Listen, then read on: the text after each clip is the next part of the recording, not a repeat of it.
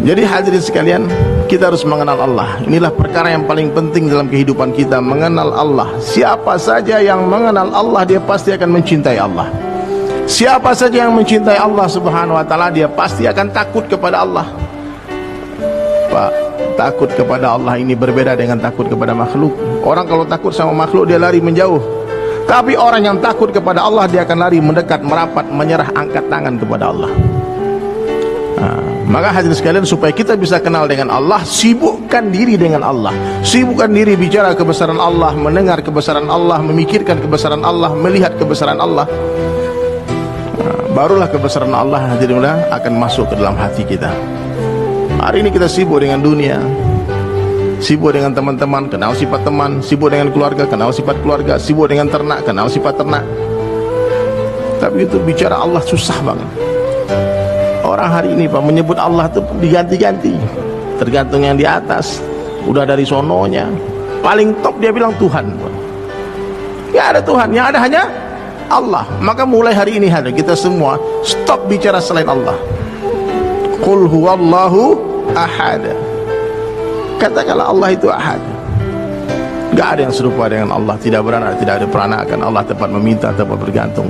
Maka siapa saja yang mengenal Allah, saya yakin Pak, ketika sifat takwa dan tawakal masuk ke dalam hati kita semua, kita tidak ingin lagi orang tahu masalah kita.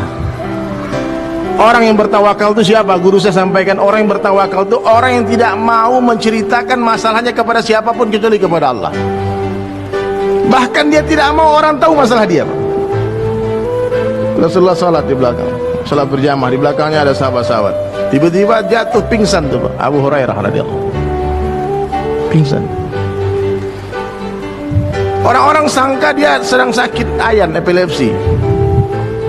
Ketika dia angkat hadirin mulia, ternyata di dalam sarung beliau ada 3 batu untuk menganjal perutnya, lagi lapar. Beliau tidak mengadukan kelaparannya kepada Rasulullah, kepada sahabat-sahabat yang lain. Ya, itu tawakal hakikatnya itu seperti itu hadirin. Pernah Nabi datang kepada putrinya Fatimah radhiyallahu anha Az-Zahra. Nabi ucap salam 3 kali, tak ada jawaban. Akhir terdengar lirih dari dalam rumahnya, Waalaikumsalam. Terbuka pintu hadirin mulia, ternyata Fatimah radhiyallahu anha, Sayyidatina Fatimah putri Rasulullah, tak sanggup meluruskan hijabnya dan mulutnya, bibirnya pucat pasi, gemetar, tiba-tiba terjatuh. Nabi peluk dia dan angkat menangis. Ada apa putriku, kenapa kau begini? Ternyata udah 3 hari nggak makan. Dia tidak mengadukan kesusahannya kepada ayahnya. Ayah suamimu mana? Sedang berdakwah, belum pulang.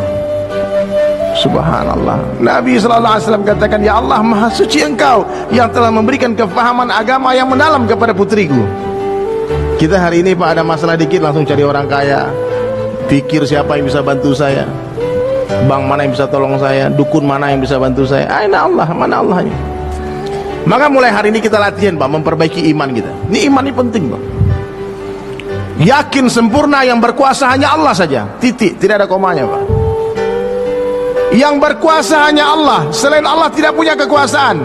Selain Allah ini makhluk, semua makhluk dikuasai oleh Allah. Presiden tak punya kekuasaan, gubernur tak punya kekuasaan, wali kota, bupati tak punya kekuasaan, pak camat tak punya kekuasaan. Jangankan menguasai orang banyak, menguasai diri mereka pun mereka tak mampu. Hanya Allah satu-satunya zat yang berkuasa mutlak.